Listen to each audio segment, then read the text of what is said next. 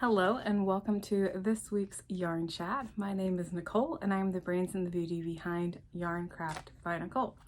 And today I've got some very fun things to show you after being gone last week when we were traveling to Georgia, which I'll talk more about that later, but it was wonderful. But I got all sorts of fun things to show you this week. First, I'm going to take a little sip of my mint tea this morning. This is in a super cute mug that my sister got me. I love this color blue. It's one of my favorites, and it's a hand warmer mug. There's no like handle per se, and that's very cute. I kept the little card that came with it.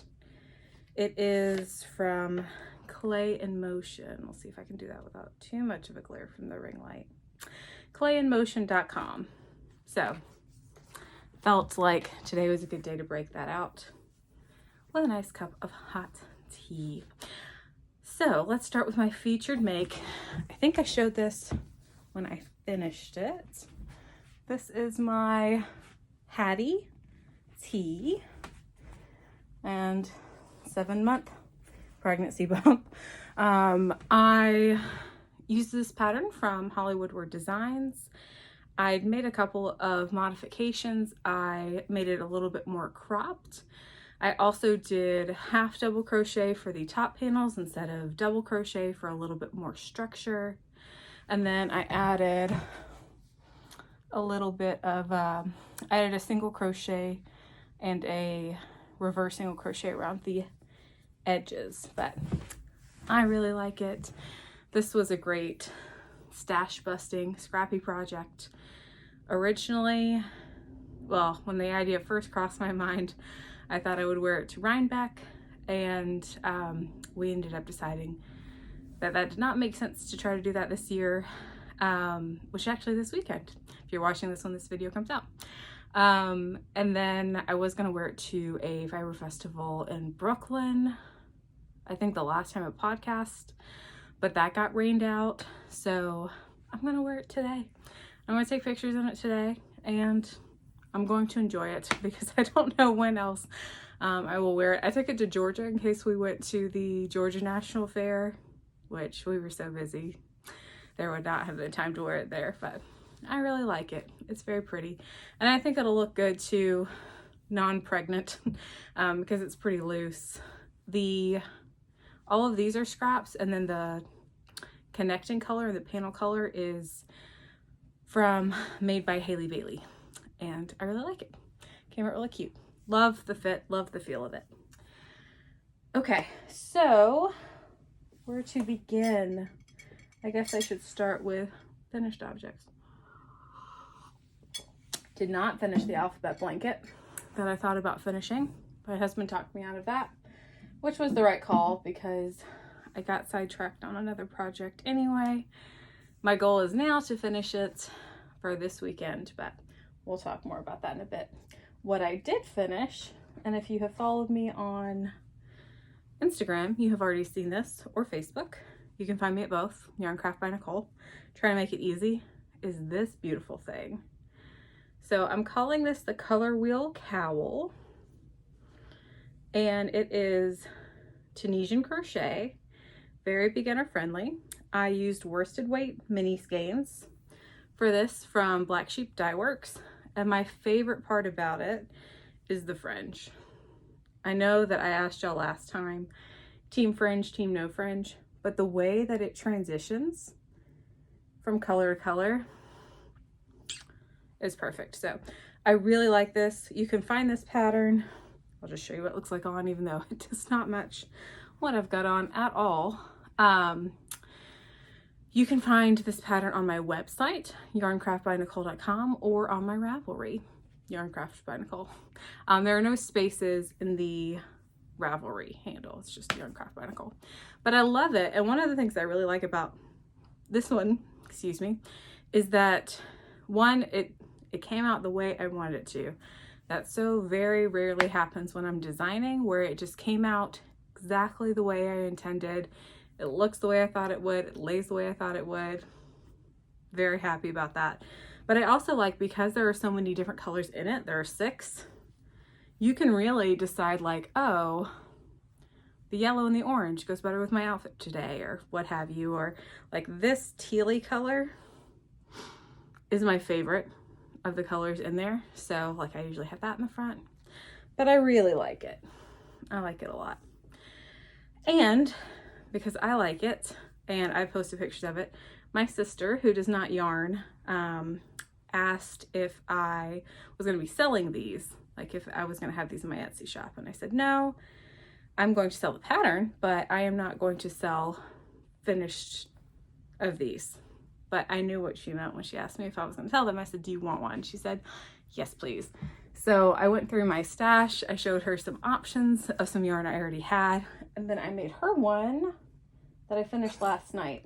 So mine, the pattern is written for worsted weight minis, but these colors looked more like hers. She wanted something that was more neutral and more wearable.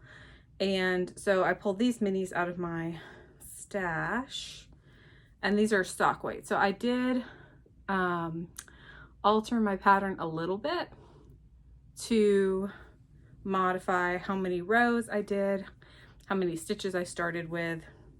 So it was roughly the same size. I think hers is a smidge deeper than mine, but because it's a stock weight, it lays really nicely. And hers, what I really liked about hers is that it has very much like a light and dark motif. So if you wanted, if the dark kind of popped more with your outfit, and it's really not coming across on the camera very well, but you could have that in the front, or if you wanted it to kind of fade from one into the other. I really like hers. These are some minis from the Frosted Stitch. They are one-of-a-kind minis that I bought from her a while ago, and they were in my stash. Wasn't quite sure what they were going to be, but I think they look really good in this cowl. I did the fringe on the bottom as well, and yeah, it came out really cute. So what I will probably do, what I will theoretically do is upload this as a pattern to Ravelry, or like upload this as a project to Ravelry, I mean, and then just put in the notes what I did differently. But I really like it. And you can't really tell. I like the dark part of the fade the best, because it fades from like this kind of a camo-y green almost to a black, but it's really not coming across very well on the camera. Love it. Love it, love it. So, and she really likes it too. I sent her a picture when I finished it last night, and it wasn't even a good picture, and she was like, oh, that looks so good. So 2 Color Wheel Cowls, and it looks great. And I like this pattern because it was very easy to like change things around. Like both of these, now that I've thrown them away from myself, both of these used 6 colors, but you could easily do this with a lot more if you wanted something bigger or fuller. Or you could even, you maybe could go 1 less if you had 5 instead of 6. But yeah, looks really, I'm a big fan. I like the pattern. It's simple. It's kind of my favorite kind of pattern, where it makes a statement. It's unique, but it's not hard to do. Pretty great, pretty simple. When I finished mine, I had a little bit of yarn left over, and I made this cute little granny square, little focus. I did not use a pattern for this because I was playing around with it, because I have an idea of using my mini club from Amanda Knits to do a granny square blanket. So I was just playing around with some ideas, and I don't know, it's cute and I like it. I'm using it as a coaster. And then when I was in Georgia, my best friend, who we went to college together, and she might have slightly shocked my mother-in-law with some college stories of just how busy we were and how much free food we ate. But she really liked the kind of camo-y dark green variegated in the cowl I was making for Erin, And so I'll show you what I did with leftovers for her. After another delightful sip of mint tea. She is the one that is having a baby in November. And if you follow me on Instagram, you saw like the little pumpkin sweaters that we took pictures of together. That's her. And so I made her little girl a little headband, if it will focus. You know you want to. You know you want to. There you go. Out of the green. Both her and her husband are very outdoorsy. Her 2 boys are very outdoorsy. I made her oldest a camo blanket before he was born, so it made sense that I would make her a little girl a little bow.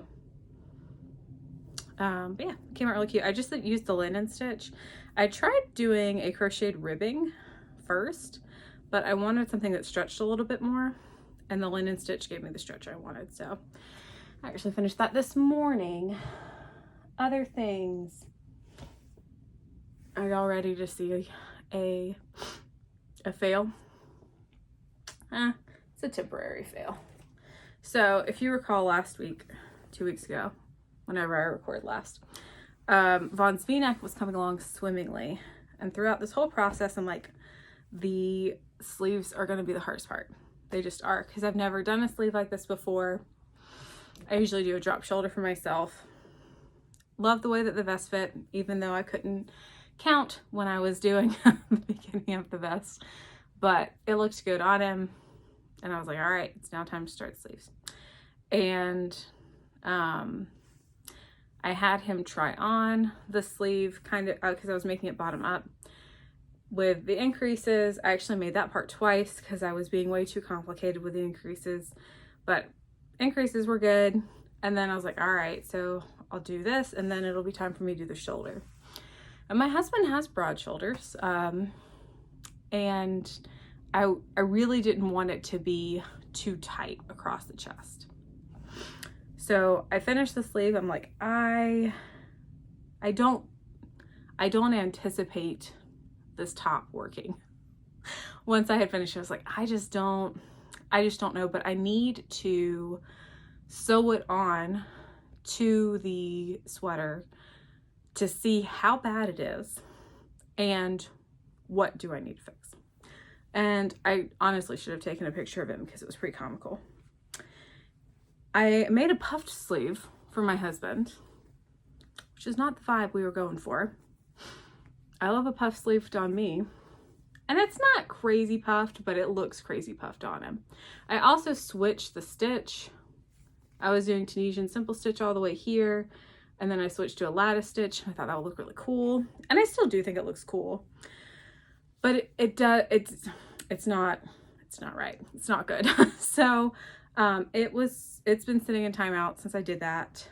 However, the other thing that I found when he tried on is that the sleeve is just way too long. So I'm going to, and I left my tail there, like I didn't tie anything off.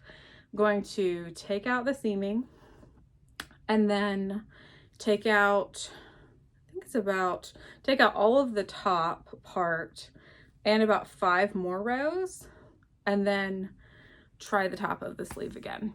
So wish me better luck on this time.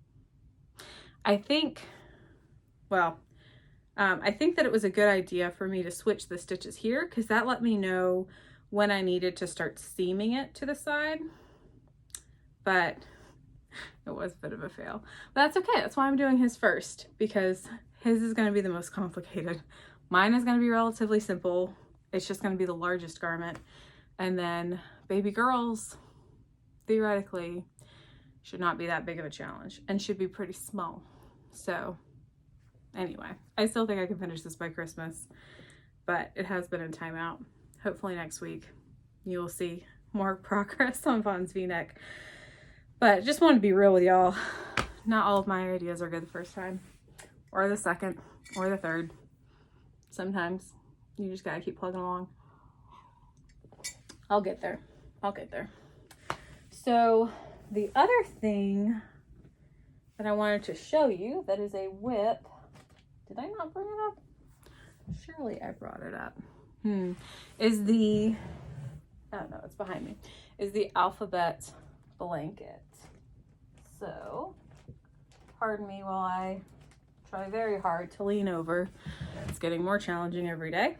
I did not finish the alphabet blanket. My new goal is to finish the alphabet blanket from Sass and Stitch by Sunday. Ideally, that is when we have maternity pictures, unless we get rained out. So hopefully we will get to take them on Sunday. But my goal now is to finish it by then. So I have finished trying to get at least one letter done a day and then start the next one. I've got, I think, 4 more to do. So I did the letter B, I did the letter J, if I can hold it up correctly. Can't do it. There you go. Letter J. Come on, you want to focus. I know you do. And then I'm working on the letter S right now. Very little is done on the S. You can't really tell what is going on here. Should be able to finish the S by today. But last week, before we left, to kind of give my hands, excuse me, a break from all the color work, I started to seam together the blocks that were finished and blocked. So, and that it made sense to seam together because the way that I'm doing the blanket is that I'm not going alphabetically doing each letter after the next one in the alphabet. I'm doing them by color background, so that I'll do all the ones that have the same background yarn at the same time. So with that being said, I started doing the ones I have finished and seaming them together, and it looks so cute. So cute and happy. My goodness. I love it. And I love just how much neater everything looks seamed together. And it's just giving me a better idea of like, oh, this is the size it will be. It won't be crazy large or, you know, things like that.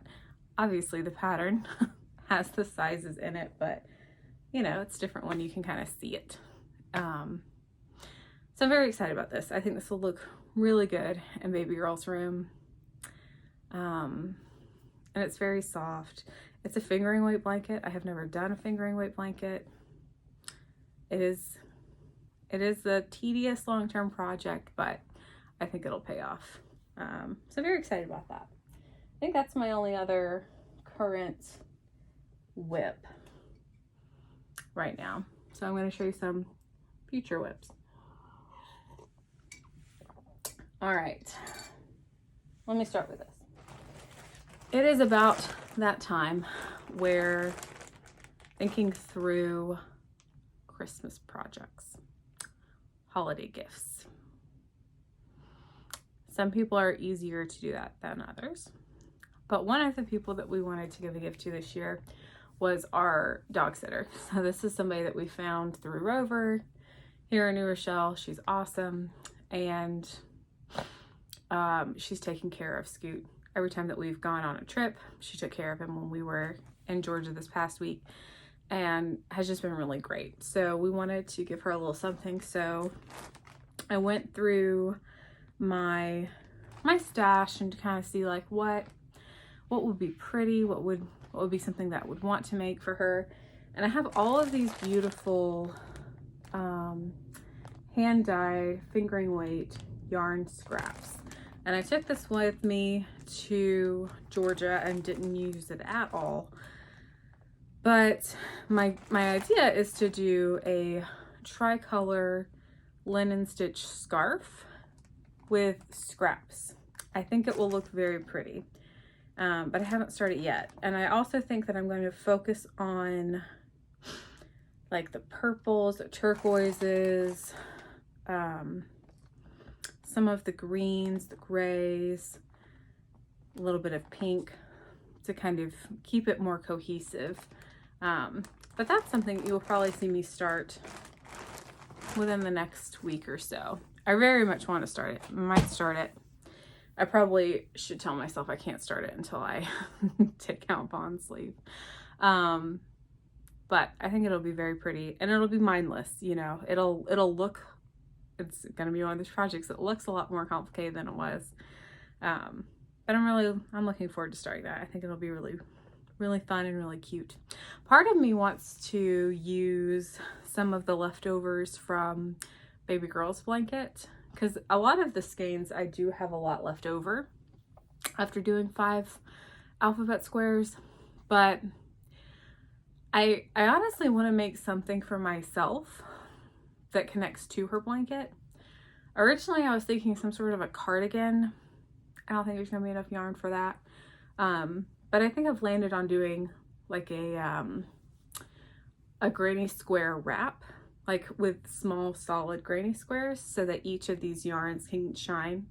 Because some, like, I have a lot left over and some I don't have very much, so I'm probably going to take whatever I have the least amount of, excuse me, and that will be my first square, and then I'll base all the other squares around those dimensions. That's kind of my thought. So I think I've landed on not using those, even though the colors would look good with a lot of what's in the bag. The other thing that I want to show you is a recent yarn purchase. I have purchased several skeins of yarn recently, but this is the first one that has come in so far. So this is from Sewrella, and when she and the Yarn Fairies released the fall collection, they re-released this beautiful skein, which is called Vintage Flannel. And so I bought this, and then she is doing mini sets where you don't have to buy like all of the colors. I think all of her mini sets are broken down into like 5 if you didn't want all of them. And I really liked this set. So this is called Hearthside, I believe. Yeah, Hearthside mini set and Vintage Flannel. I don't think you can still get this. I think it was just for the first weekend. But I do think you can still get the minis. And they look so good together. Originally, I was going to make this a shawl for myself. I still might. But once it got here, I was like, this could make a really pretty gift for either my sister-in-law or my sister or both, and they could have a matching gift. I don't know. Both of them would look really good in these colors, and both of them would wear these colors too. So I'm undecided, but this could become a gift because I don't need another shawl. I would also look great in these colors, but it might be more fun to gift it. I haven't decided. I bought it because I wanted to play with the yarn and I wanted to have the yarn, but I don't know that that means that I need to keep the project. Don't know. And let me know below what you would make with this, because if I'm doing matching projects for them, I thought about doing juniper cowls from TL Yarn Crafts. That would be I like to do a smaller one because they're pretty large. My juniper cowl is very large. Or the other pattern from her that I thought would look good was the Juvie chevron cowl. That's Tunisian. It's written for, I think it's written for DK, but I could modify it for fingering. That would also look good in this.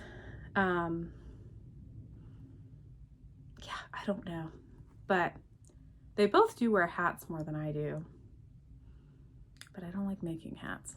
We'll see. I was thinking a scarf or a cowl. Let me know what you think below. And that's it. That's all I've got for yarn stuff. Feels like a lot though. I did no yarn shopping while we were in Georgia. It was such a great trip. It was too short. They always are. And for me, like, I had not moved more than 2 hours away from my parents until I got married in 2020. And it is still weird to have to get on a flight to see my parents. or to see my family, but my mom threw a beautiful shower. My husband's parents and sister came in and they were tremendous help. My brothers helped, my sister helped, everybody pitched in, my dad helped. And it was a lot of work to get the shower ready, because, you know, my mom had invited family friends that we hadn't seen in years, church friends, work friends, all sorts of friends, and it was a drop-in shower, but everybody that came pretty much stayed until the end. So it was a very full house and it was a lot of fun, and baby girl felt the love. We took a very large checked bag that was, I don't know, maybe 20% full of things, of like gifts for things, for people that we were going to see there. And it was, I think, 47 pounds on the way back, full of presents. And I think it was 90% clothes for baby girl. And then there are still other gifts at my parents' house that they're going to have to mail that would not fit in the bag. But it was such a great trip. And really, that's what I can't let go of, is how special and meaningful that weekend was, and how I'm very glad that we were able to do that. And it was fun to just see everybody come together for the celebration. My mom also made baby girl a quilt with the same quilt pattern that she used when she made me a baby quilt almost 32 years ago, which was very special and very sweet. So that's what I can't let go of. It's just all of the love that we got to experience. And now we're in the home stretch before her arrival, and we can't wait. I hope that you have a great week. Like the video if you like the video, and I will see you next time. Bye, guys.